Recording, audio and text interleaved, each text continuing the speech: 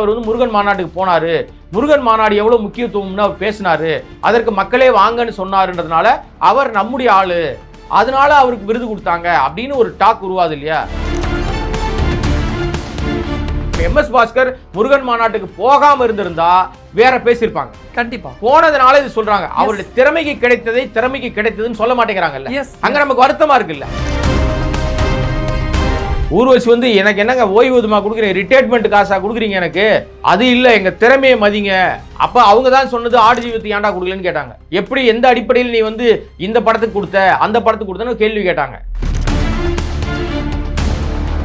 ஊர்வசிக்கு actually என்ன கோபம், ஏன் நடிகைக்கான விருது கொடுக்காம துணை நடிகைக்கான விருது கொடுத்தாங்க அப்படிங்கிறது அவங்க எதிர்பார்த்தது. அந்த ஷாருக்கான் இப்ப என்ன பண்ணிட்டாருன்னா அவருக்கு சிறந்த நடிகருக்கான விருது கொடுத்துருக்கீங்க அப்படின்னு பலராலும் கேட்கப்பட்ட கேள்வி. ஷாருக்கான் என்ன பண்ணிட்டார்? நானும் அந்த கேள்வியை பல இடத்துல தேடிட்டு இருக்கேன், விடை கிடைக்கல எனக்கு. இத்தனை வருஷமா சூர்யாவுக்கும் அஜித்துக்கும் விஜய்க்கு இங்கே விருது கொடுக்காம தமிழ் சினிமா மாதிரியான ஒரு கதையில ஷாருக்கான் நடிச்சதுனால விருது கொடுத்தாங்க அப்படின்னா அது ஓட்டு வங்கியை டார்கெட் பண்ணி குறி வச்சு தான் குறிப்பிட்ட கட்சி சார்பாக அந்த விருது கொடுக்கப்பட்டது அப்படின்னு தானே பார்க்க தோன்றும்னா அதுதான் உண்மையும் கூடன்னு நான் நினைக்கிறேன். ஏன்னா இல்லை ஷாருக்கானுக்கு ஏன் கொடுத்தா ஒரு கேள்வி கேட்குறீங்க, எம்எஸ் பாஸ்கர் அங்கே போனார்னு ஒரு கேள்வி வருது. இதை தாண்டி அவங்க என்ன பண்ணாங்க, இவங்க என்ன பண்ணாங்க, ஏன் இதுக்கெல்லாம் கிடைக்கல அப்படின்றோம். மக்கள் கொண்டாடின படத்துக்கு ஏன் தரலன்னு கேட்குறோம். அப்போ எல்லா விருதுகளும் வழங்கப்படுகிறதா வாங்கப்படுகிறதா?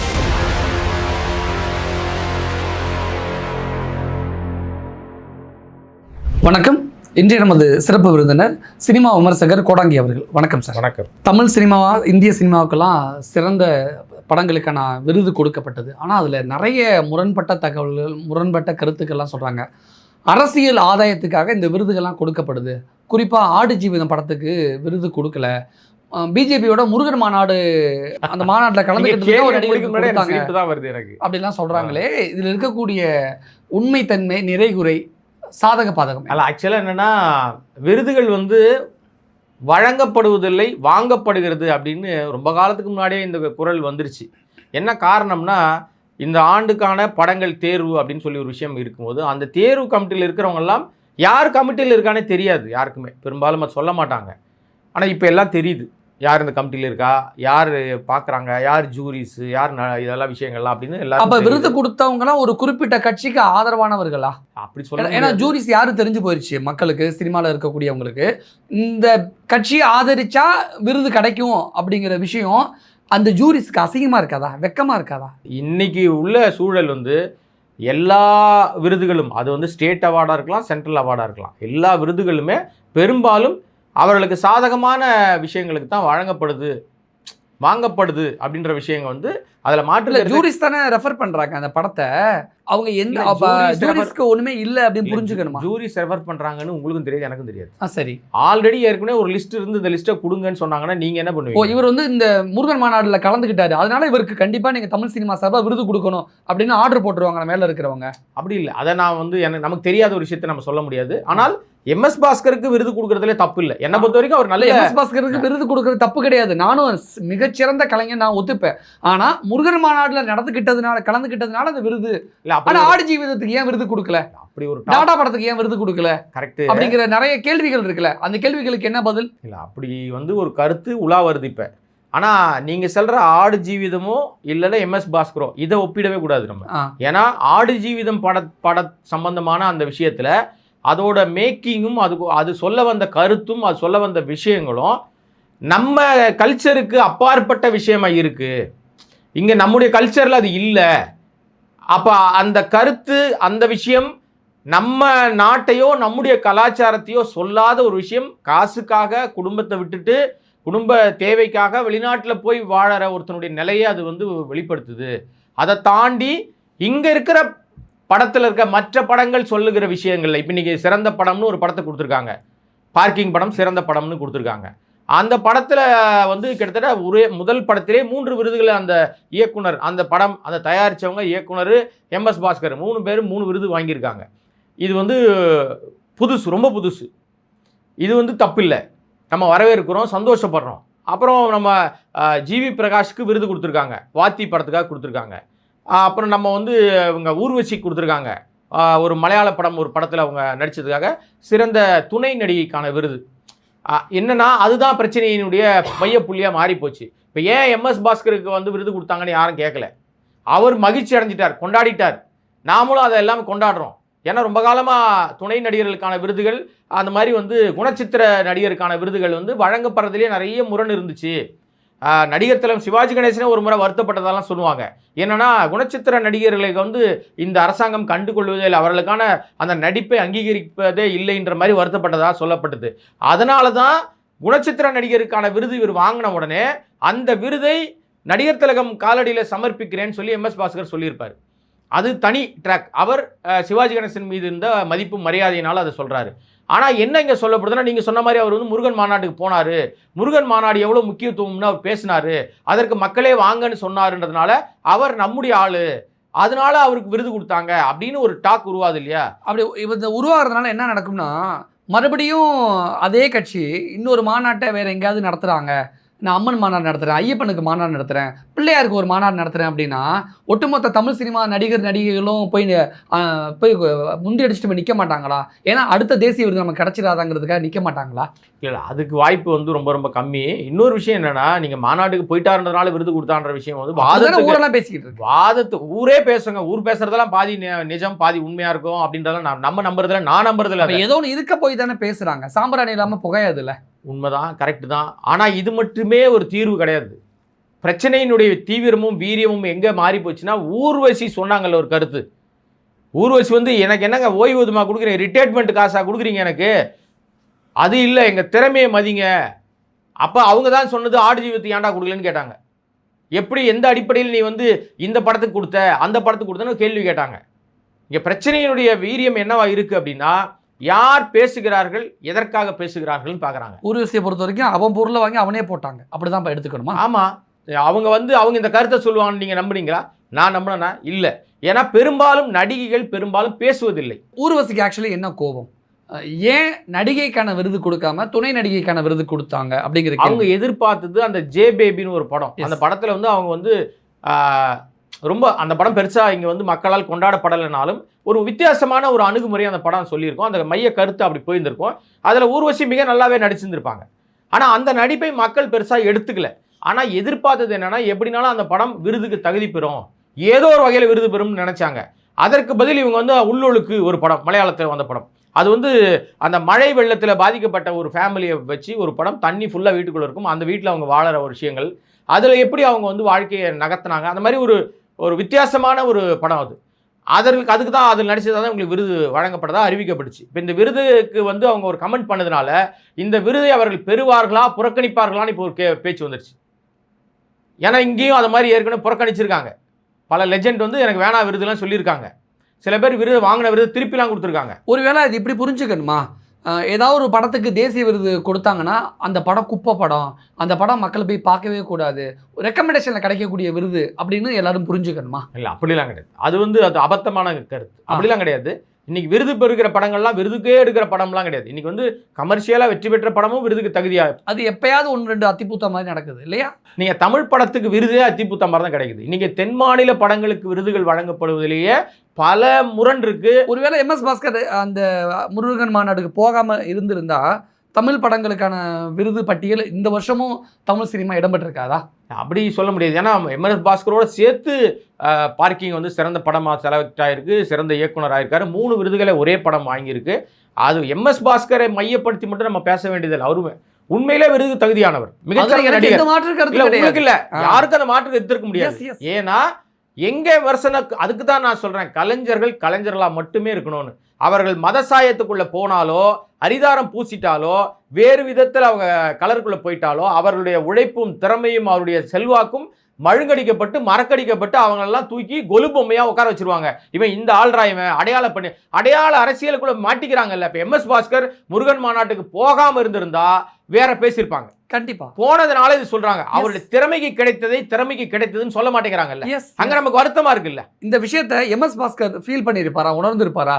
நம்ம முருகன் மாநாடுக்கு போகாமலே இருந்திருக்கலாமோ, உணர்ந்திருக்க வாய்ப்பு இருக்கு? எனக்கு வந்து அதுல நீங்க முருகன் மாநாடுன்னு இல்லைங்க, எந்த மாநாட்டுக்கு வேணா போங்க வாங்க, பூரா எல்லாருமே சொன்னதை தான் நானும் இந்த கேள்வியா கேட்கிறேன். அதுதான் என்னுடைய வருத்தமே என்னன்னா, நான் வந்து இந்து, கிறிஸ்டியன், முஸ்லீம் அல்லது பிற மதங்களாக இருக்கு, எதுவாக இருந்தாலும் எல்லா மதங்களும் பெரும்பாலும் எதை போதிக்கும்னா அன்பை தான் போதிக்கும் பெரும்பாலும். ஆனால் அதில் வந்து நீங்கள் வேறுபாடுகளும் களையப்படுகிற விஷயங்களும் வேறு வேறு விஷயங்களும் நீங்கள் யோசிக்கிற விஷயங்கள் வந்து நான் மேலே இருக்கேன், நான் கீழே இருக்கேன், சாதிய பாகுபாடு, இது எல்லாமே கட்டமைப்பு. நான் எனக்கு இங்கேருந்து ஏன்டா மதம் மாறுறாங்கன்னா அங்கே என்னை மதிக்கவே இல்லை, அதனால தான் நான் இங்கே போகிறேன், இங்கே எல்லாரும் சமம்னு போகிறேன்னு 1000 கருத்துக்கள் சொன்னாலும் இங்கே அடையாளப்படுத்துகிற விஷயம் என்னவா இருக்குன்னா, நீங்கள் யாராக இருக்கீங்கன்னு உங்களை பார்த்தவொடனே புரிஞ்சிருச்சுன்னா இனிமேல் உங்களை கூப்பிடவே மாட்டான். நான் நேரடியாக கேள்விக்குள்ளே வந்துடுறேன். ஷாருக்கான் இப்போ என்ன பண்ணிட்டான்னா, அவருக்கு சிறந்த நடிகருக்கான விருது கொடுத்துருக்கீங்க அப்படின்னு பலராலும் கேட்கப்பட்ட கேள்வி. ஷாருக்கான் என்ன பண்ணிட்டார்? நானும் அந்த கேள்வியை பல இடத்துல தேடிட்டு இருக்கேன், விடை கிடைக்கல எனக்கு. ஆனால் அந்த படம், குறிப்பிட்ட அந்த படத்தில் இதுவரை ஷாருக்கான் எப்படி நடித்திருந்தாரோ, வேறு படங்களில் வேறு டைமென்ஷனில் பண்ணியிருப்பார்ல, இந்த படத்தில் அவரை வேறு விதமாக அந்த படத்தினுடைய இயக்குனர் நம்ம ஊர் பையன் அட்லி அவர் மாற்றி காமிச்சிருப்பார். ஆனால் தமிழ் சினிமாவில் காலங்காலமாக சூர்யாவும் விஜயும் அஜித் பண்ணது தானே ஷாருக்கான் அந்த படத்தில் பண்ணியிருக்காரு. உண்மைதான். இத்தனை வருஷமாக சூர்யாவுக்கும் அஜித்துக்கு விஜய்க்கு இங்கே விருது கொடுக்காம அதே தமிழ் சினிமாவில் தமிழ் சினிமா மாதிரியான ஒரு கதையில் ஷாருக்கான் நடிச்சதுனால விருது கொடுத்தாங்க அப்படின்னா, அது ஓட்டு வங்கியை டார்கெட் பண்ணி குறி வச்சு தான் குறிப்பிட்ட கட்சி சார்பாக அந்த விருது கொடுக்கப்பட்டது அப்படின்னு தானே பார்க்க தோன்றும்னா அதுதான் உண்மையும் கூடன்னு நான் நினைக்கிறேன். ஏன்னா இன்னைக்கு பிரபலமானவர்களை கைப்பாகையாக வைத்து எலெக்ஷன் நேரத்தில் பயன்படுத்துவது எல்லா கட்சியும். அப்போ விருது மீது இருந்த ஒரு ஈர்ப்பு, ஒரு மரியாதை அதெல்லாம் குறைஞ்சு போயிடாதான் மக்கள் மத்திய? குறைஞ்சு போய் பல ஆண்டுகள் ஆயிடுச்சு. குறைஞ்சு இன்னைக்கு எல்லாரும் ஏன் வந்து ஒரு டொரண்டோ அவார்டுக்கு போகிறாங்க, ஒரு கேன்ஸ் அவார்டுக்கு போகிறாங்க, ஒரு சார் ஆஸ்கார் அவார்டு மீதே இங்கே எனக்கு மாற்று கருத்து இருக்குங்க. நீங்கள் வந்து நம்ம கடந்த முறை வாங்கினாங்க இல்லையா, ஒரு பாடலுக்காக வாங்குச்சு இல்லையா விருது, RRRக்கு, அந்த RRR படத்தில் வந்து ஒரு பாடலுக்கு தான் ஆஸ்கார் விருது கிடச்சிது. அது எப்படி கொடுத்துதாங்க? அந்த விருது வந்து ஆஸ்கார் கமிட்டி கூப்பிட்டு விருது கொடுத்தாங்களா? அங்கே இன்னொரு கேட்டகரி இருக்குது, பணம் கட்டி நீங்கள் அதுக்குள்ளே போகலாம். விருது தேர்வு கமிட்டியாக தேர்வு பண்ணி ஜூரிஸ் உட்காந்து இந்த படத்துக்கு கொடுக்கலான்னு சொல்கிறது ஒரு வகை. பணம் கட்டி நான் இதில் போட்டியில் கலந்துக்கிறேன், நான் கட்டி போட்டியில் கலந்துக்கிற பிறகு நீங்கள் பார்த்துட்டு எனக்கு விருது கொடுங்கன்னு கேட்குறது ஒரு வகை. அப்போ அந்த பாடல் நாட்டுக்குத்து பாடல் தான் அது நினைக்கிறேன் நான். அந்த பாடல் அங்கே உள்ளே போனது வந்து இந்த அடிப்படையில் தான் போச்சு. அப்போ எல்லா விருதுகளும் வழங்கப்படுகிறதா வாங்கப்படுகிறதா?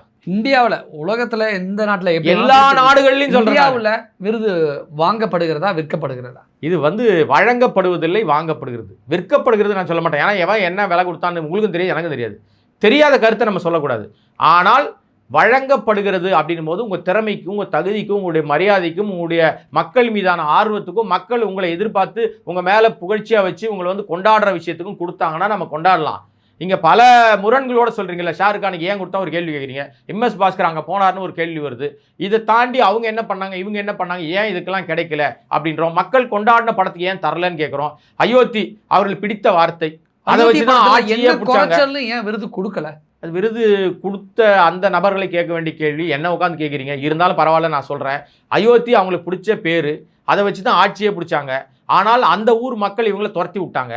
அந்த ஊர் எம்பியா கூட ஆக முடியல அவங்களால. இதெல்லாம் வரலாற்று. அயோத்தி மக்கள் மீது இருந்த கோபத்தினால அயோத்தி படத்துக்கு விருது கொடுக்கலன்னு பார்க்கணும். என்னங்க இது, எங்க போனாலும் ஒரு கட்டையை போட்டீங்கன்னா என்ன பண்ண முடியும்? அயோத்தி படத்துல ஒரு இஸ்லாமியரை நல்லவரா காட்டுனதுனால விருது கொடுக்கலையா? இல்ல, பல இடங்கள்ல நிறைய விஷயங்கள் நீங்க சொல்றதையும் உண்மையோடு தொட்டு போற மாதிரி, அது உண்மையாகவும் இருக்கலாம் இல்லாமலும் இருக்கலாம்னு சொல்லுவாங்கல்ல, அந்த மாதிரி ஒரு விஷயம் தான் அது. அதுல சொல்லப்பட்ட விஷயம் இவங்க எதிர்பார்த்த விஷயமா இல்லை. இன்னொரு விஷயம், இங்கே நீங்கள் யாரை கொண்டாட போகிறீங்க? இப்போ அயோத்தியில் நடித்தவர்களை கூட்டு போய் நீங்கள் வந்து இப்போ சசிகுமார் வந்து பாஜக ஆதரவாக பிரச்சாரம் பண்ண வானா வருவாரா? வரமாட்டார். கலைஞன் ஏன் போகணும்? வரமாட்டார். சிறந்த கலைஞன் சசிகுமார். இன்னைக்கு தமிழ் சினிமா மட்டும் இல்லை, எல்லா சினிமா, இந்திய சினிமாலேயே ஒவ்வொரு தேர்தல் நேரத்திலும் எத்தனை நடிகர்கள் புதியவர்கள் வந்து மக்கள்கிட்ட வந்து ஓட்டு போடுங்கன்னு கேட்குறாங்களா? கேட்கல. எல்லா கட்சியும் கேட்குறாங்க. அப்போ அவர்களெல்லாம் கலைஞர்களே கிடையாது, அப்படி தான் பார்க்கணும், எடுத்துக்கணுமா? அப்படி இல்லை, அந்த நடிகர்களே அப்புறம் கொண்டாட தானே செய்கிறாங்க. இப்போ உதாரணத்துக்கு கொண்டாடவும் செய்கிறாங்க, தூக்கி போட்டு காலில் போட்டு சங்கிலியை மிதிக்கவும் செய்கிறாங்க. மிதிக்கப்பட்டவர்கள் அதிகம் சினிமாவில். ஆமாம், பிரபலங்கள் அதிகம். அதில் மிதிக்கப்பட்ட பிரபலங்கள் அதிகம். நீங்கள் உதாரணத்துக்கு ஒரு பானை சோற்றுக்கு ஒரு சோறு பதமும் சொல்லிடுறேன். வடிவேல் எடுத்துங்க. அவருக்கு கூடாத கூட்டமாங்க. அந்த தேர்தலில் போய் நின்று அம்மையார் ஜெயலலிதா எதிர்த்து பேசினார்ன்ற ஒரே காரணத்துக்காக கீழே போட்டு சங்கிலே மிதிச்சாங்க. அதுக்கப்புறம் வாய்ப்பே வரல இன்னைக்கு வரைக்கும். இப்போ அவர் நடித்த வாய்ப்பும் பெருசாக மக்களால் ஏற்கப்படலை. மாரிசன் படம் பெருசாக மக்களால் ஏற்கப்படலை. மாமன்னன் மாமன்னன்ல அவரை வேலை வாங்கினதுனால அந்த படம் பேசப்பட்டுச்சு. அதுக்கப்புறம் அவருக்கான வாய்ப்பு வந்து கிடைச்சாலும் அவர் அதை தனதாக்கி கொள்வதற்கு தவற விடுறாரு. ஏன்னா அவருடைய செயல், அவருடைய பீரியட், அவருடைய காலகட்டம் முடிஞ்சிருச்சுட்டாங்க.